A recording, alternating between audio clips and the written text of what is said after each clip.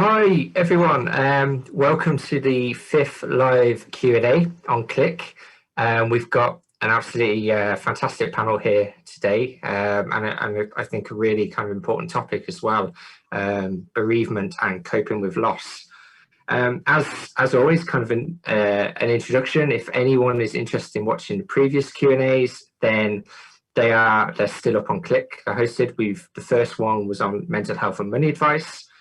We had one on adjusting to the new normal, a third one on Black, Asian, minority ethnic mental health, the fourth one on mental health and physical health, and then this one on coping with loss will also be put up on the platform after as well. So if anyone wants to watch back, then they can do.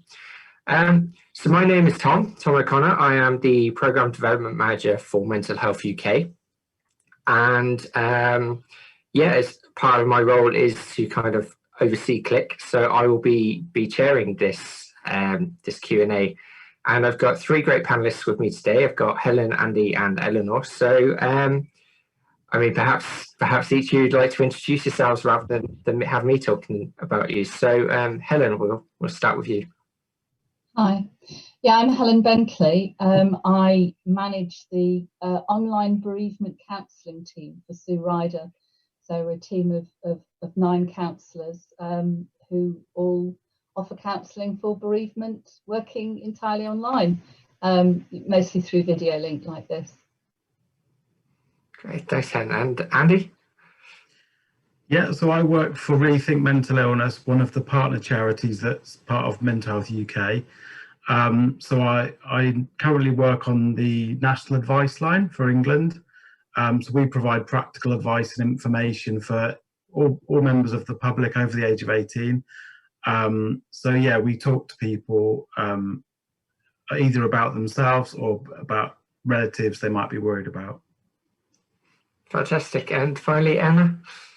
Yeah, so I'm Eleanor. I'm the Digital Services Manager at Sue Ryder. I work with Helen. I look after our online bereavement counselling service from a digital perspective, so maintaining our video platform and kind of appointment bookings and things like that.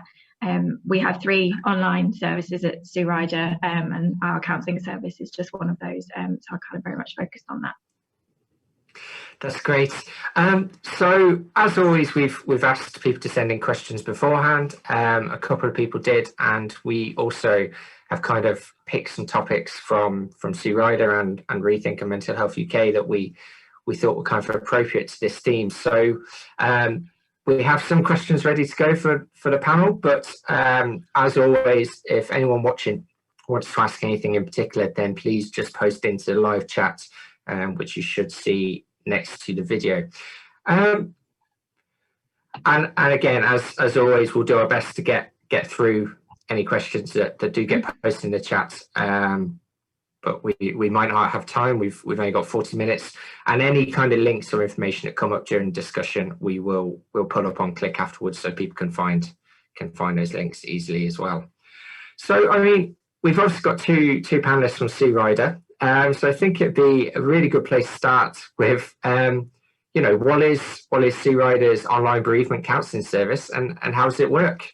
Helen or Eleanor, who wants to start? Shall I go with that one, Helen?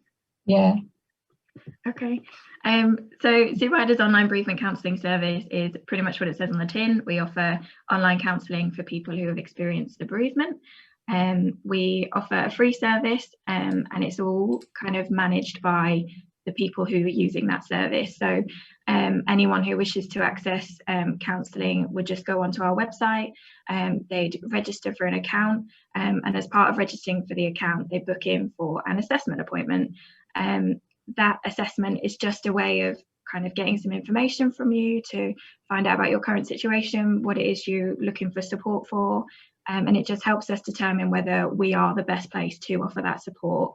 So then after the assessment, if we are the best place for that support, then people can book up to 6 video counselling sessions with the same counsellor that they met with for the assessment. And that's all booked and managed by the individual. They'll have access to their counsellor's calendar and can just find which appointment suits them around their daily schedule, and can book it in. And it is all on video. We have our own video platform. It's kind of all opens within the page, so it's nice and easy. No moving around different apps, and no downloading of anything as well, which is always a plus. That's kind of it in a nutshell. That's great. And so you can get up to six sessions. They're free, you said. Mm-hmm. Yes, yeah, right. Free. And I mean, is it for anyone at all? Are there any kind of restrictions on who can access the service? Kind of at the point of access, we don't really have any restrictions other than it's for adults, so anyone over the age of 18, and there must be a resident of the UK. That's purely for kind of safeguarding risk management reasons. We need to kind of be able to make sure that we can support that person where they are, and if they're not in the UK, then we can't always guarantee that we can do that. But other than that, we invite people to come at the point where they feel that they need that support. And at assessment, we will work with that person to determine whether actually now is the right time or our service is the right service, because it obviously online isn't right for everybody. And I think that's the other kind of element of the assessment that sometimes doesn't get mentioned, is the fact that it's also a test for that client as well. Many people may not have been using video, although obviously at the moment I think a lot of people have kind of suddenly got used to using video. But certainly it's a way of people to test and see whether actually counselling online is going to suit them, or if it feels a bit weird or not quite right, in which case we can always signpost to other services. Yeah, I think we've probably all got very used these last few months to talking through our screens a lot more, haven't we? That's fantastic. And I mean, Helen, do you have anything to add, or do you think Anna's covered everything there? No, I think she's covered it really, really well. I mean, I guess the only thing I'd possibly add from a sort of clinical perspective is that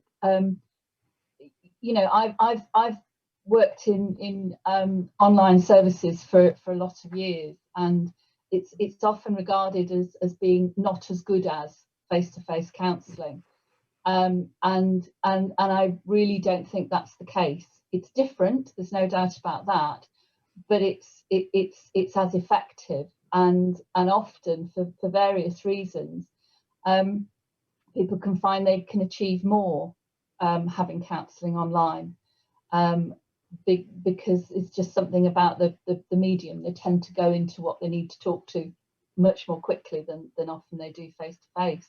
So it's a very, very effective way to have counselling.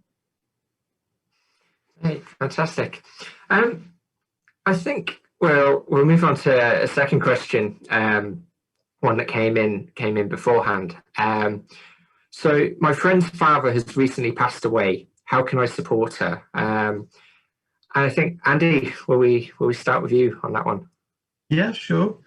So I think when we see somebody grieving, especially a loved one, it can be very distressing for us, make us feel uncomfortable. And I think often there's a sense of we need to do something, we need to give them advice, or we need to just step in and do something. But what, in my experience personally and professionally, is the best thing to do is often just to be there and listen. I think often, we underestimate the power of somebody just sitting there and being there with you. If they want something practical, like a cup of tea, or let's go out for a walk, you can do that as well. But actually just being there and listening and knowing somebody's not judging you or passing comment on your grief. I think from personal experience, I've had people sort of, respond, and I'm sure they don't mean it, but they're like, shouldn't you be over this by now? And it's like, you don't need those comments when you're grieving. You just need someone to be there for you. Yeah, I think exactly. And Helen, do you have anything to add? Yeah, I'd echo that absolutely, and I'd say that, in terms of what somebody wants or what you can do for them, take your lead from the bereaved person, because they might want to be, they might want to be left alone. They might want somebody to be there. They might need practical help. So try and take that lead and accept that whatever's going on for them is what's going on for them, you know, that it's not right or wrong. And I think practical help can often be quite useful. So if somebody's not able to tell you what they want or need, you know, you can gently make suggestions, but don't be offended if they say, no, I don't want that. But yeah, you can offer to, you know, get them some shopping, or, you know, run the Hoover round, or bring them a meal, or, you know, if they've got children, you know, maybe take the kids off for a couple of hours or something to give them a break. You know, but I think there's definitely something about, you know, Andy said people don't know what to say, and I think sometimes people are afraid of getting it wrong. You know, so actually just sort of being there, responding to what seems to be happening, making some gentle suggestions, and you know, if it's too much, they'll tell you to go away and leave them alone, maybe, you know, which, you know, don't be offended. Yeah, I think that's a really kind of key point, is that, you know, sometimes people feel like you don't really know what to say or how to comfort someone. But I think it's a really important point you've both made about, you know, either one, just being there, I suppose, and trying to look out, and, you know, is there anything you can ease the burden with, you know, like you said, practical support, maybe it's getting shopping, or, you know, helping look after kids. I think that's a really good suggestion. If you're not quite sure what are the right words, sometimes just your presence or an offer of help is probably really appreciated. Eleanor, is there anything extra on that question from you? The only other thing I'd mention, which is something that comes up a lot in our online bereavement community, people often talk about kind of their friends drifting away or not necessarily knowing what to do, so they just leave. And something that has come up a lot is when people avoid talking about the person that's died. And actually, for a lot of people who are grieving, they really want to talk about the person that's died. So it's kind of just, again, taking that lead, as Helen said, and not shying away from talking about the person, if that's what would be most supportive at that time. Yeah, I think that's really important. Does anyone else want to come in on that point, or you move on? I think I was just thinking, to add to what Helen has said, that I think sometimes people think that they will upset the bereaved person by talking about you know, the person that they've lost, and actually it's very often the opposite. And if they do get upset, you know, that's part of the process. You know, people will cry, people will get upset, and it doesn't tend to last forever. You know, they'll have sort of bursts of it, but it's okay, because usually it's something that they need to do anyway. Great. I think we'll move on to another question. So I think it's one that might be kind of quite practical. I recently had a close family member pass away and have been struggling to come to terms with it. Work have been very understanding, but I'm struggling to be productive. I'm upset by the slightest things, and I feel like my colleagues are starting to get annoyed with me. I don't want to quit, but I feel like I'm not coping very well. Can I be signed off sick? I mean, Andy, might be a good place to start with that, because I know the Rethink Advice and Information Service is kind of quite good on this very practical advice around work and employment at times. I think the key thing is to try and be open with your manager as much as you feel able to, because you know, I think everybody understands that grief is not a pleasant thing to deal with, but it is part of life. I think as well, maybe sort of find out from the manager about what the leave policy is, because a lot of companies do actually have bereavement leave as part of your sort of leave package. But if not, you know, is there a way of maybe using some annual leave to take a break, get away?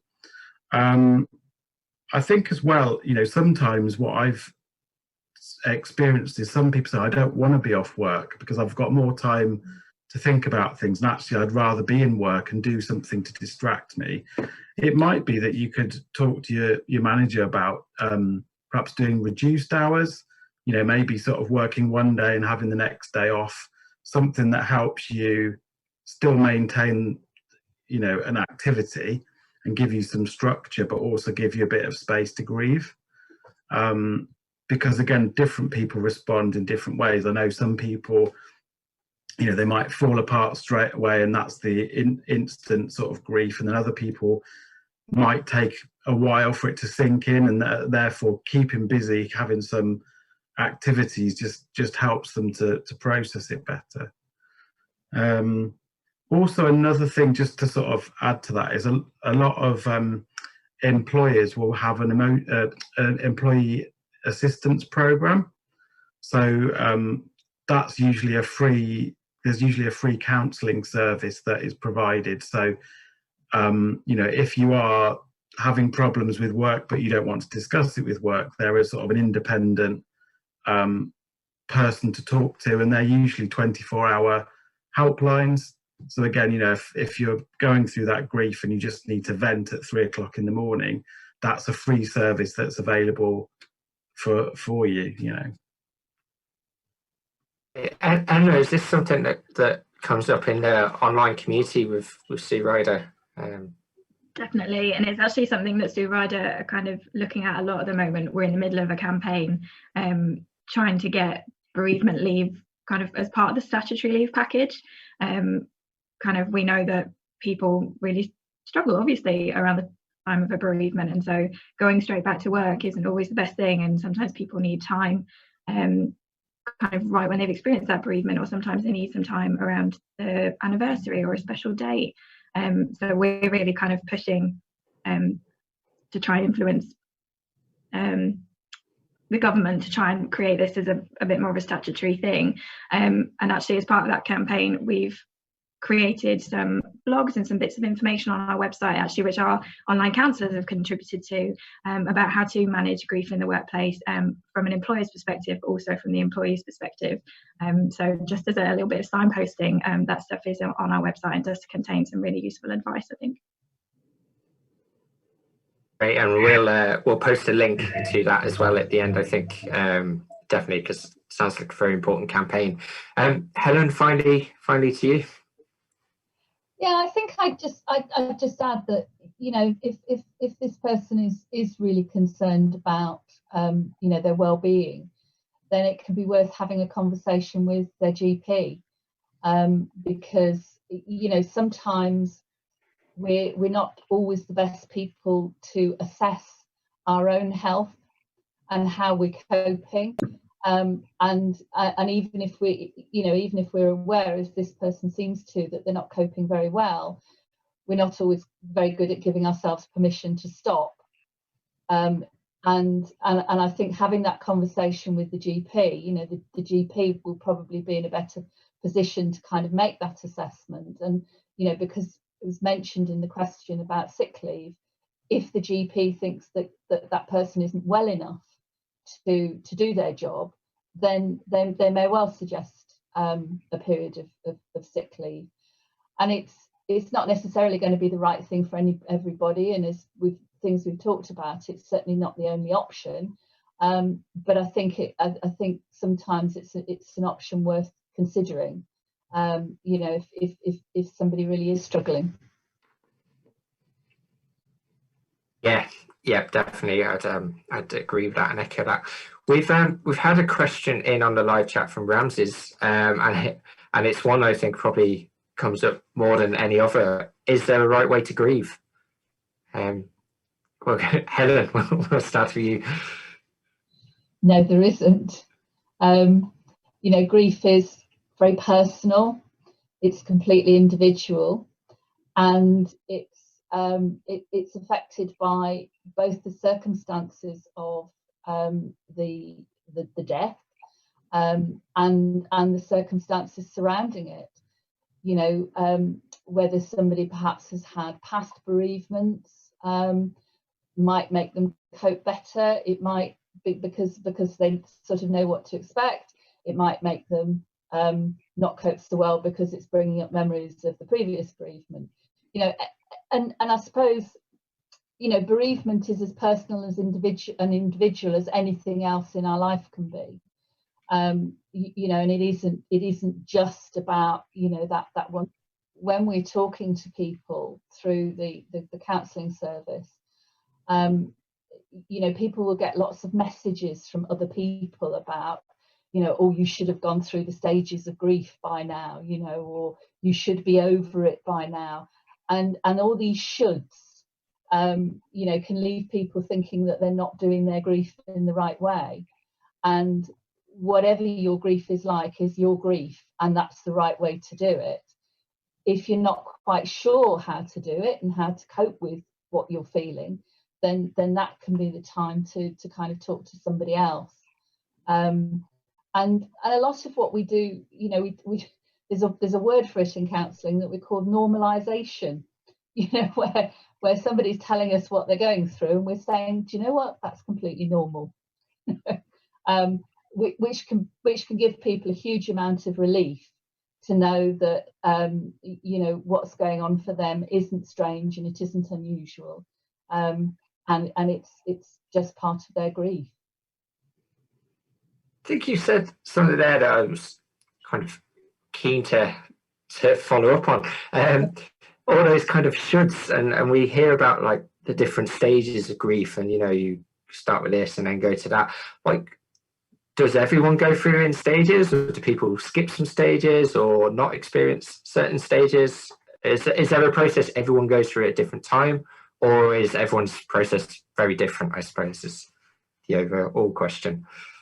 I think people who have you know, worked with bereavement for many years, who've studied it, who've researched it, you know, in various books, various texts, they've identified, and they're slightly different depending on whose theory you read, they've identified some stages that many people will go through. And it can be helpful to look at those stages and to say, oh, well, I just feel angry all the time, and to know that's not, there's nothing wrong with that, that's normal. But it's also quite important to know that not everybody does go through stages. They don't, and even if they experience some of the things that are identified in the stages, they don't necessarily go through them in a linear way. You know, they might go through through one stage and then go back to another stage. They might not go through any of the stages.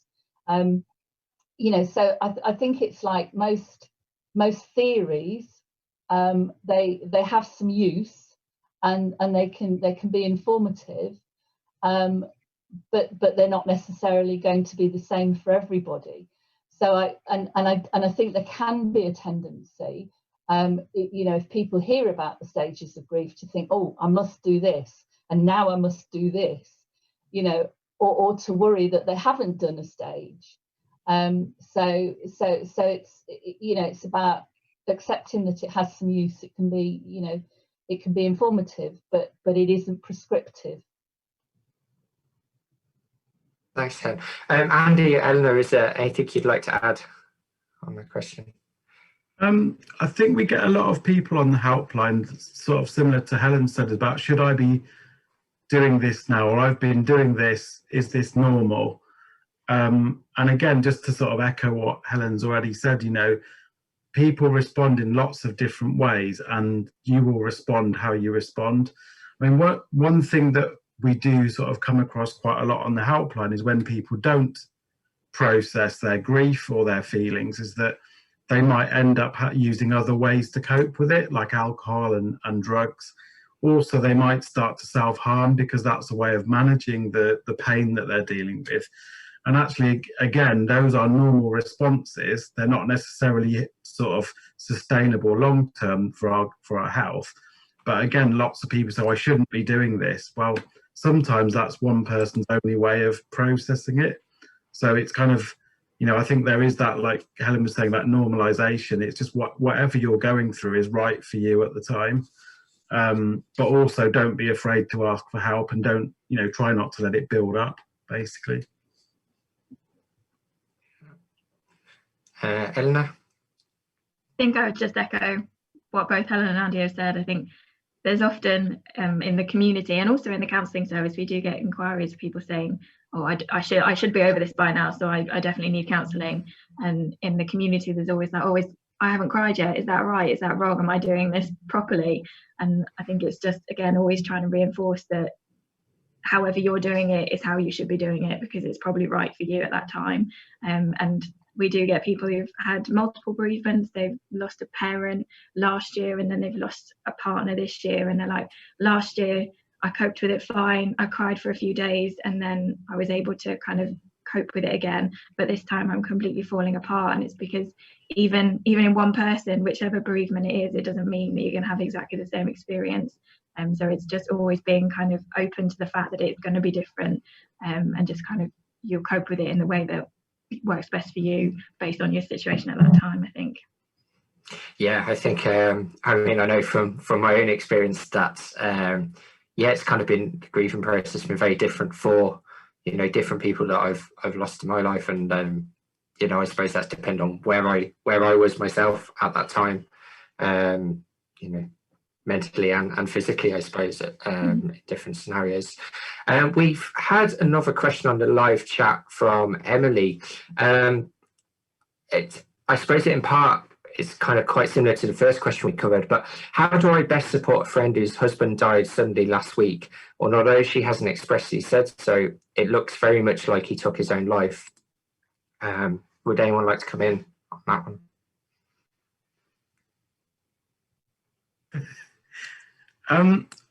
I think the important thing is, you know, as we've talked about before, is just letting that person be as they are. So, you know, let them talk, and again, ask gently if they want any practical help. Again, there are counselling services like Sue Ryder. There are other charities as well that deal with people who've lost relatives through suicide. Obviously, that, you know, each type of bereavement will depend on this, like you say, your relationship with them and the circumstances of the death. But certainly, again, just being there, I think, and being there just to listen or to offer practical advice is kind of the key thing. I don't know if Helen's got any more suggestions. I think, you know, I mean, I guess it's, you know, it's going to be best not to sort of assume that's what's happened, because clearly that can be an incredibly distressing thing for the bereaved person if that is what's happened. But I guess it can also be worth just sort of being aware that there are certain things about being bereaved by suicide that can be very different from any other sort of death. It can be similar to other types of sudden death, but it can be worth just sort of holding it in mind and being prepared. So there can be a lot of stuff that can be stuff that goes on that can feel quite intrusive. So if it is a suicide, it may need to be investigated.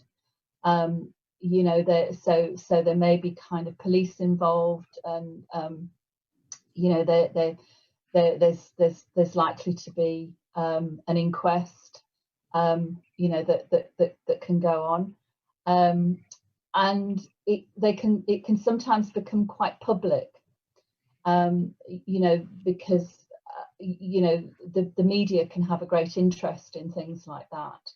So you know, they might find that, you know, they're getting lots of media intrusion.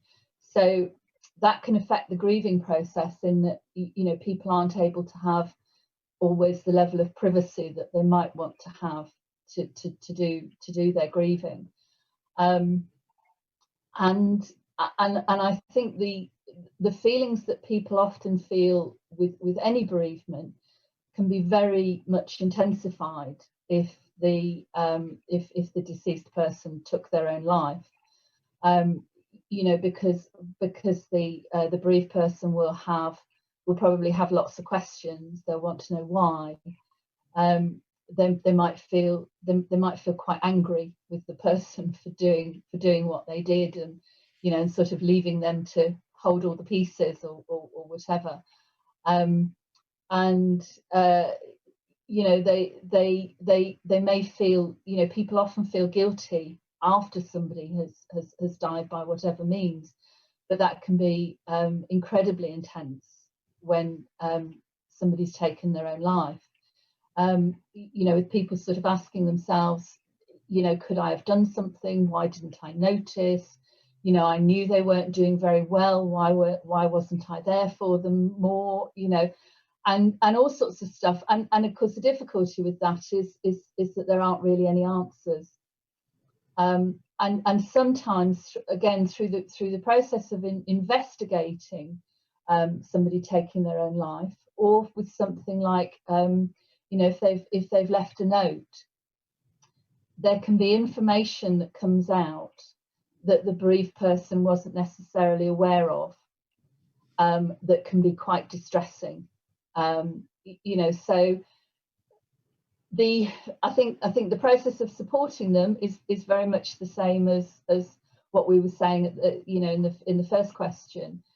But I think that awareness that there could be other aspects to it that might not come up, you know, in a different type of bereavement, you know, can be worth, you know, almost just sort of being prepared for, really.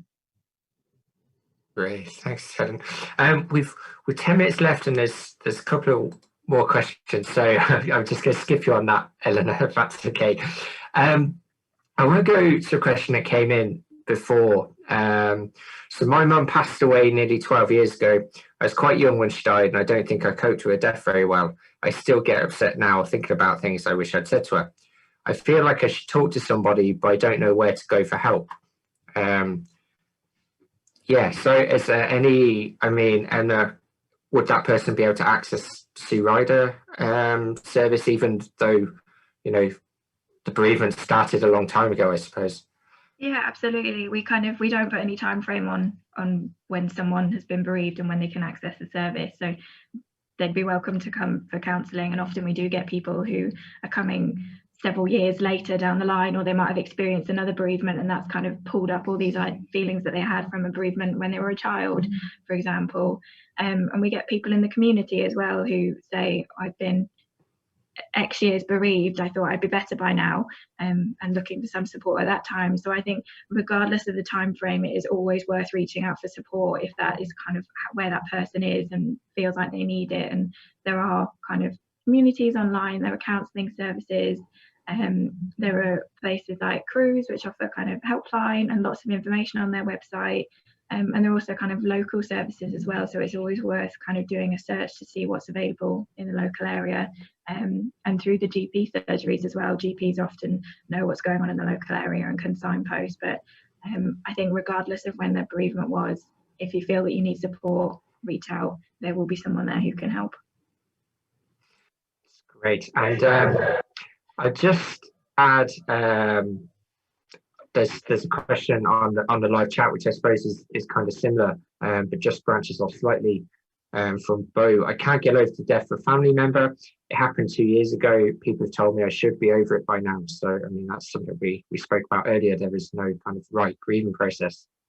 But Bo says, people have told me I should be over it by now, so I pretend I am, but I'm not. I struggle. Can bereavement cause a mental illness like depression, or is it still normal grief? Andy, do you want to start on that one? Yeah, I mean, I think we touched on it earlier, but you know, grief is a normal process that we go through, and it as intense and painful as it is, it's a natural thing. However, if after a period of time, you know, you're still feeling those intense feelings, or you might be feeling depressed or very anxious, it might be worth speaking to your GP about getting some help, because if it's impacting work, if it's impacting relationships, then clearly, you know, it's still having an effect. And it could be that, you know, you have got a diagnosable illness, and it's important to try and deal with that. You know, feelings of anxiety and depression are very similar to grief, and it can be hard to know the difference. But if it's, you know, if it's been going on over a number of months or years, then definitely it's worth getting, you know, help from the doctor. Thanks, Andy. And Helen? Yeah, I think I'd agree that there's kind of a, you know, sometimes quite a fine line between normal grief, in inverted commas, and you know, something that has perhaps you know, slipped into depression or anxiety. And I think one of the things that we perhaps haven't touched on very much is you know, which Andy mentioned, is kind of timescales, because there isn't a time period in which you grieve. You know, grief can go on for many years, and you know, people will may know they're still grieving, but you know, but function kind of quite normally. You know, because that's perfectly possible as well. You know, that you know, you get on with you get on with your life and you're grieving at the same time.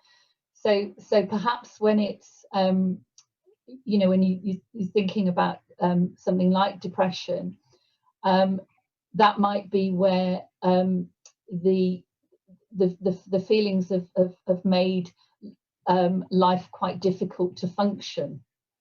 You know, so maybe somebody's struggling to get up in the morning, or they're not being able to get themselves to work, or they're not properly taking care of themselves.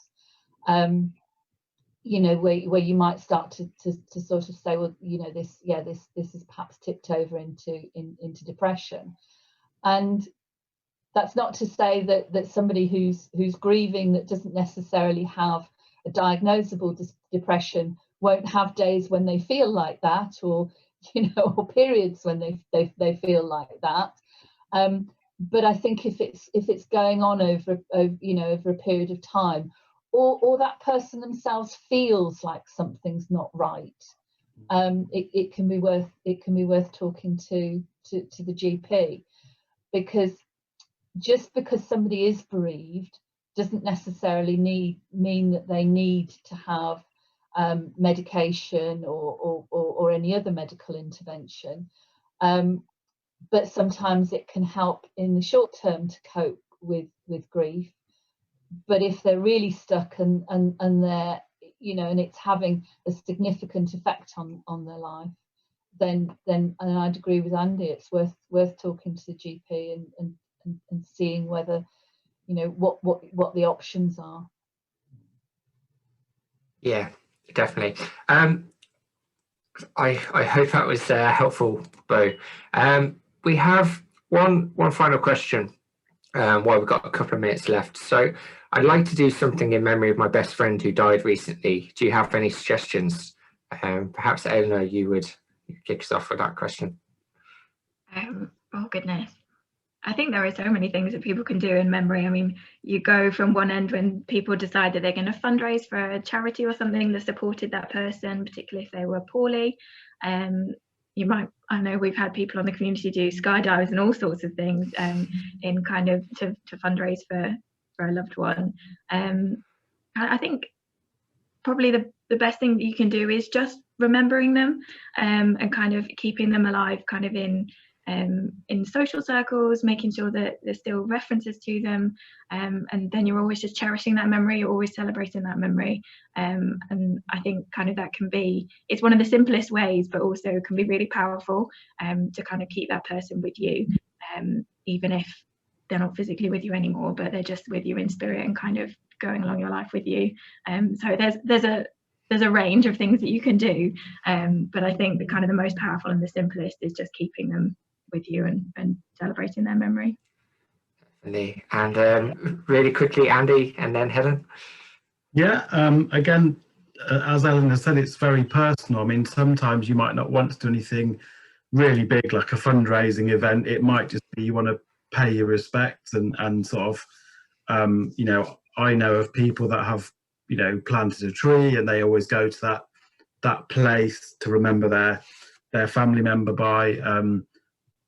For me personally, when my mum passed away, as a family, we all wanted to do different things. So we agreed that what we would do is meet up on the anniversary of her death, have a meal together, and then one of my aunties wanted to say a prayer, which wasn't really what I wanted to do, but we just sort of stood together and then sprinkled the ashes, and that meant that we could all, you know, contribute, but in our own different way, you know, and that was, you know, really special. So I think it is very personal to what means the most to you, and also, you know, your relationship with that person.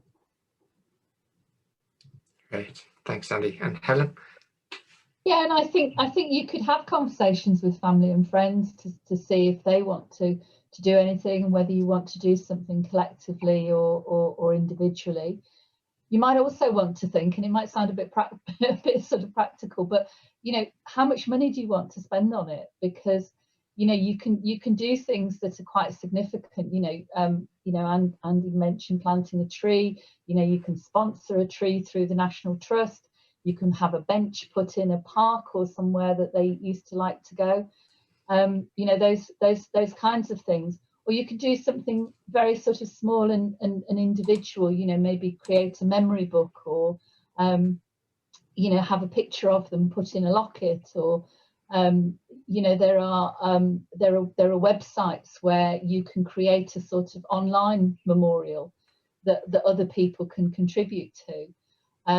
So, you know, probably first and foremost, you know, if you've got access to the internet, go online and have a look, because absolute massive stuff will come up, and then you can just start to think about what seems most appropriate to that person, and what's most appropriate to you, you know, and how do those things sort of fit together.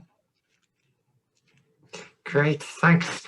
That is all we've got time for today. So let me firstly just remind anyone watching that the Q&A will go back up on Clic later, and so you can watch it back. And we'll also post kind of links and signposts to say Sue Ryder online counselling service for anyone who might be interested.